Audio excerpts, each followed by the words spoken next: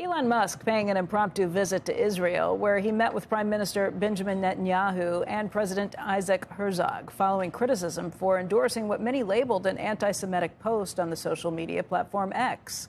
Musk also discussed whether Israel gets to decide if Starlink's service is available in Gaza. That trip sparked criticism and was called a PR stunt by some. Joining us right now, though, with the key takeaways is Walter Isaacson, Elon Musk author and a CNBC contributor. And Walter, I think it probably depends on where you're sitting on this. Some places definitely gave Elon Musk credit for going and seeing what happened on October 7th. How did you read it? Well, I think also important was the deal he made on Starlink. He has a good bonding with Prime Minister Netanyahu, but Musk also knows the communications minister. And when Gaza's communications were shut down, there was some talk about Starlink being used there. When he talked to the Israelis, it was, you should allow it to be used, but it can be monitored. So it can be useful for Israel to know who's using Starlink and where they are. So I think he's working closely with both the U.S. government and the Israeli Defense Forces, but also doing things that will open up communications, both in Israel and then in Gaza. Elon Musk is in the headlines every single day, Walter. No matter what he does, it draws attention. We had a PR crisis manager yesterday who said people have been on the lookout for the death watch for Elon Musk's career for so long. They've all been wrong. Just wonder if that's a situation that can continue in my book, we start with 2008.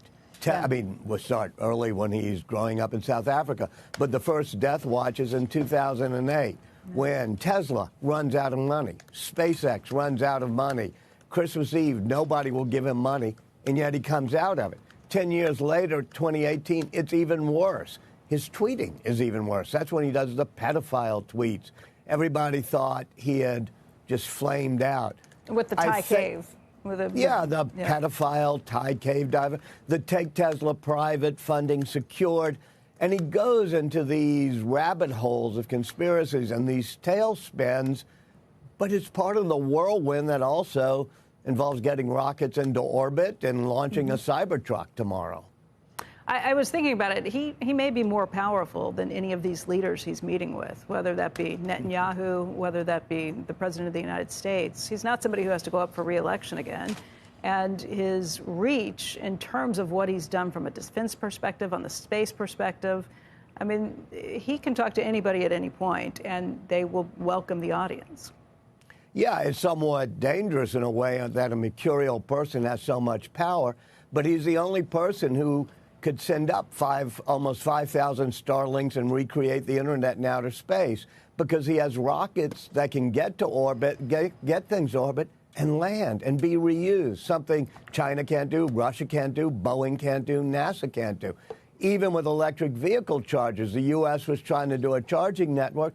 Now everybody's going to the Tesla supercharger network. And once again, even with communications satellite for the U.S. military, SpaceX is the only one to get in a high Earth orbit. So you have to ask, he has so much power, and part of what I try to do in the book is not defend him having so much power, but show why he's able to make things that other people can't. Walter, you, during the whole controversy from the tweet, you always had sort of a, I don't know, you didn't, your hair was not on fire like so many people. And Holman Jenkins has an excellent piece today, how Elon became an anti-Semite. It just goes back and it shows the 6-word tweet and how quickly the New York Times and the Washington Post was able to get to that crazy conspiracy theory, and that's what he was espousing. And Holman Jenkins just basically said that wasn't what he was espousing. He really has more of a problem with the ADL, and we're going to have Jonathan on in a second. I'll bring this up to him. But then Holman also points out, but it should make mainstream media a little sheepish about how little its criticism really matters these days, because Elon's going to be he's headlining the New York Times conference today.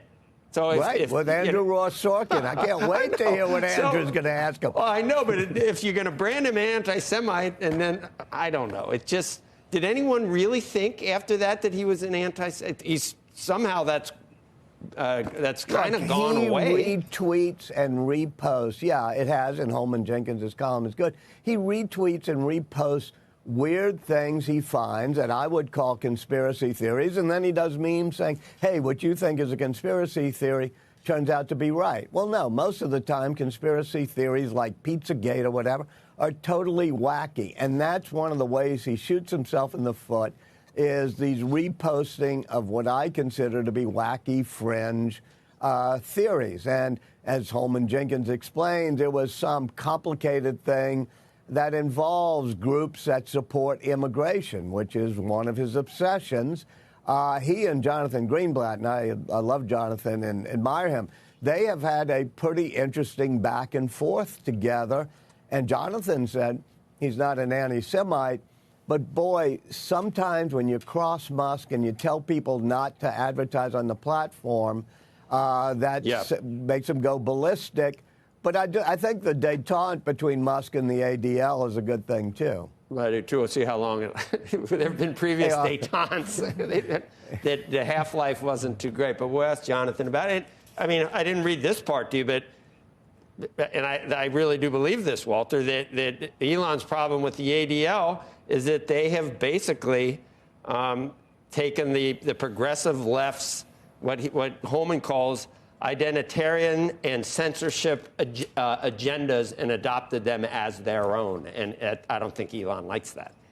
Correct. That's the basis of the beef, and that's sort of behind these tweets, I agree. Which is that what Musk calls the woke mind virus that Musk believes he has to fight. Right. Well, did you know the woke mind virus included just blatant anti-Semitism out in the open, saying genocide? Do you see all these woke people that created safe spaces on college campuses for microaggression, and they're now marching, saying from the river to the sea and genocide to the Jews? The same woke virtue signaling people are now just blatantly anti-Semitic. How did that work? I must say I was surprised, probably shouldn't have been, at the anti-Semitism on college campuses. Fortunately, I'm at Tulane where things are much calmer. But I do think that... you had your own problems down there, my friend, at Tulane with this. I know, but it's people got their heads on straight, and I think. So. But I'm appalled by some of this anti-Semitism.